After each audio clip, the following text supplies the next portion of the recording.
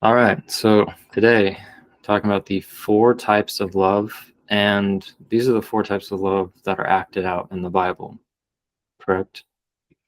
Yep, these are the four types of love that the Bible displays in several different verses in different areas. But Sweet. Yeah, you've talked about doing a lot of studies on these, and it'll be interesting to take a closer look at them. So, yes, like in the New Testament, the Greek language, it distinguishes between four different types of love, and those are agape, philia, storge, and eros. And each of these loves, they have a different unique aspect and um, between human relationships and connections, and they all have a different purpose. And they kind of offer insights into the nature of how we are to love and the definition of love. And so, but we can dive right into it if you want. yeah, let's go. So the first one we're going to talk about is agape love, which is often described as unconditional, selfless, and sacrificial love. So it is the highest form of love in the Bible, representing God's boundless love for humanity and the call for believers to love others with compassion, forgiveness, and generosity, which, the way I've heard it spoken about, it's very hard for us to act out this love, right? Like Yeah. it's very, very hard. There's a couple of Bible verses here.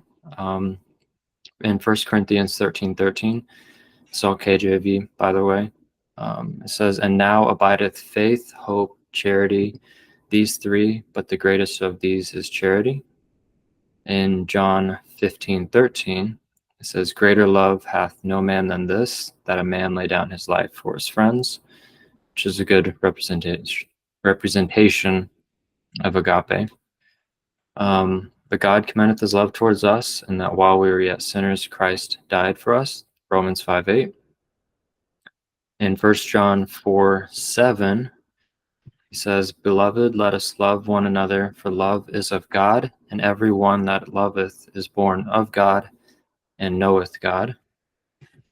It's a good verse. 1 Peter 4:8 says, "And above all these things, and above all things, have fervent charity among yourselves, for charity shall cover the multitude of sins." Hmm. Yeah, so one thing to note here is in that first verse and in that fifth verse, it doesn't use the word love; it uses the word charity, which is translated to agape love. So it's that same word there. And then it has it as it uses the word love through here. The English doesn't specifically use agape, philia, storge, or eros. It uses the word love in that place, and so you kind of have to dig a little bit to find out what kind of love it's talking about. And so, but yeah, interesting to note when it uses the word charity, it's actually talking about agape love, which is that selfless, unconditional love. Okay. So love is kind of how it's referenced, and then to see which type it is, you have to look at it more contextually. Yep. Context wise, will definitely tell you. Um, and if you're struggling with it context wise, then you can always just look it up in take it back to the Hebrew or the Greek, and find out what type of love it's talking about specifically. Um, but agape love is definitely one of everybody wants it. Like, this is the greatest love. Um, Everybody wants to execute it, and it's one of the most difficult. It's my favorite type of love, but it's one of the most difficult loves to execute because it's unconditional. And so when you put that word in there, unconditional, that it makes it very difficult for us to. A lot of times we get it right physically, like we give something to somebody and we say, "Oh, I'm not expecting anything in return." But a lot of times we don't get it right mentally. And what I mean by that is a lot of times when we give something to somebody, we expect a good response. And and if we don't get that good response, a lot of times then we react wrong, which means it wasn't agape love. it had a condition, and the condition is that you respond properly to what I was doing for you. And so with God, when you look at the way that He gave His Son to us, it was definitely agape love, because He gave it, and it's completely up to you of how you respond to it. And it's not going to affect Him differently, but it's mostly going to affect your life differently of how you respond to that love. That's good. So the second one here that we have is philia love, which this is the love that most of us experience a majority of the time. It refers to friendship and camaraderie. It's characterized by mutual affection, loyalty, and it has shared values among friends. So philia fosters companionship, trust, support, and interpersonal relationships. It emphasizes the importance of friendship and social bonds. So this is the type of love, I love you because you love me. And so that's the way it kind of flows, is I like you because you like me, and we have a good relationship of caring for one another. And so some of the verses that go really well with this is, a friend loveth at all times, and a brother is born for adversity. That's Proverbs 17:17. Ointment and perfume rejoice the heart, so doth the sweetness of a man's friend by hearty counsel. Proverbs 27:9. Proverbs 18:24 says, a man that hath friends must show himself friendly, and there is a friend that sticketh closer than a brother. And this kind of explains that philia love, is a man that hath friends must show himself friendly. It's that both sides coming together to love each other. Number 4 is iron sharpeneth iron, so a man sharpeneth the countenance of his friend. Same thing right there, is a friendship love. And then faithful are the wounds of a friend, but the kisses of an enemy are deceitful, which is Proverbs 27:6. So that philia love, it can be nice at sometimes, and it can be hurtful at other times, because sometimes we don't want to hear what the negative things, mentally we don't want to hear the negative things, and so we get hurt by those things. But still a great love to have amongst friends. But yeah, so we've got agape and philia. All right. So the next one we got here is storge. New word I learned today. Storge love is a familial or natural affection that exists between family members, such as parents, children, siblings, relatives. Storge love is marked by familiarity, comfort, and a sense of belonging within the family unit, nurturing emotional connections and a sense of security within family. So storge love is not explicitly mentioned in the Bible as a distinct concept like agape or philia. Philia, yep. However, there are verses that illustrate the importance of family relationships and bonds between family members. So we got like 5 here. First one, Exodus 20:12 says, honor thy father and thy mother, that thy days may be long upon the land which the Lord thy God giveth thee. Proverbs 17:6 says, children's children are the crown of old men, and the glory of children are their fathers.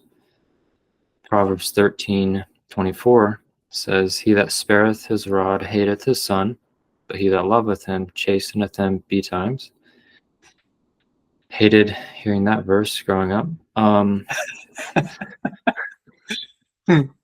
In 1 Timothy 5:8, but if any provide not for his own, and especially for those of his own house, he hath denied the faith and is worse than an infidel. And then Proverbs 22:6 says, train up a child in the way he should go, and when he is old, he will not depart from it. Also another hard one to take as a kid. So, yeah, that's storge. Very, very cool. Pretty cool fact about that word storge is it's actually not mentioned in the Bible ever, as far as the word. So it doesn't appear anyways. Actually, the word astorge, which is just an A in front of it, appears 3 times, I think, in the Bible in the New Testament, which is pretty interesting that the lack of love is mentioned, but not the word storge specifically. But it's still mentioned in definition. It gives the definition in these verses. And so the word's not mentioned, but its definition is definitely mentioned.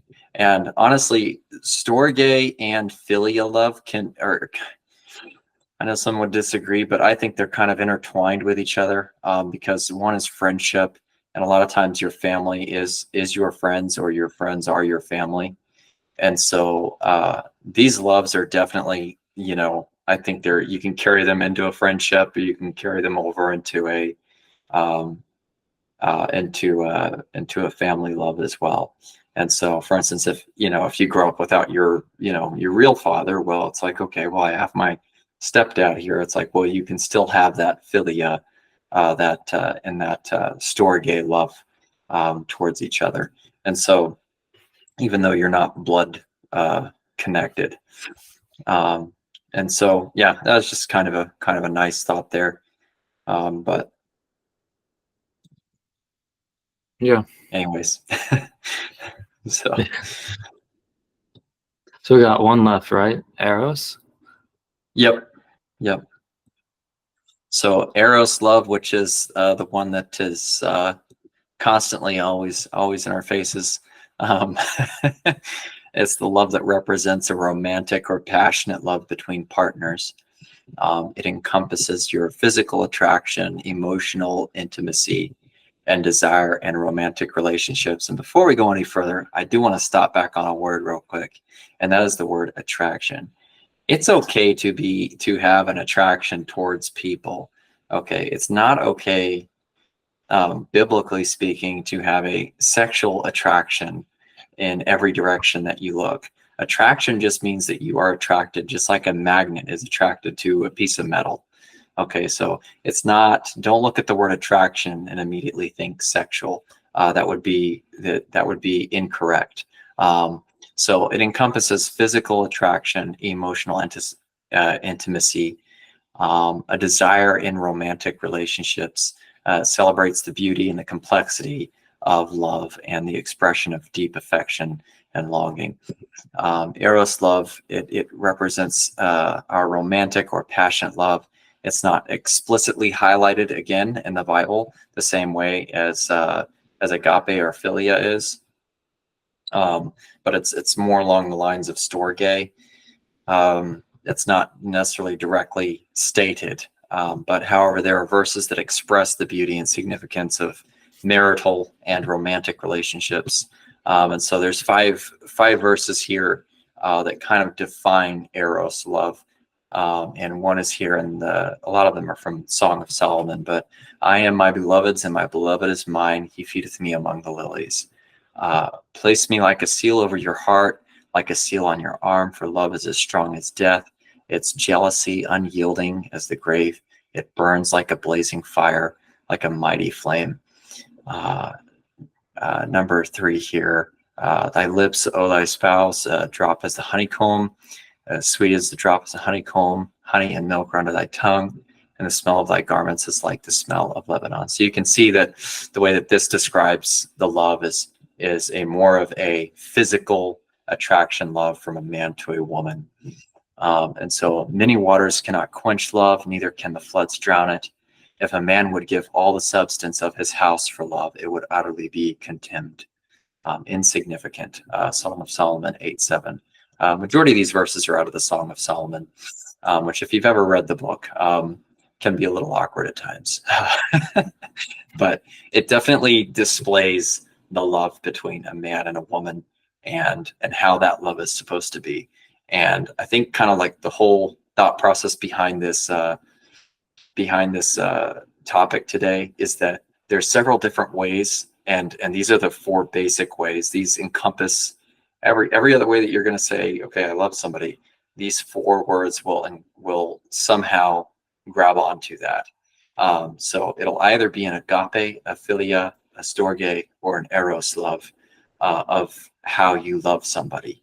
And so several of these agape, philia, and storge, you can love anybody and everybody just like that, and they're all perfectly fine to love towards another man or another woman. The only one that is different is your eros love, which is to be meant between a man and a woman. And so, but that being said, yeah, I think they all serve a different purpose in our relationships and even in our spiritual growth. They offer a great understanding of love and its multifaceted nature and its role in shaping our lives and our connections with others. And so I thought it was a super topic to elaborate on. So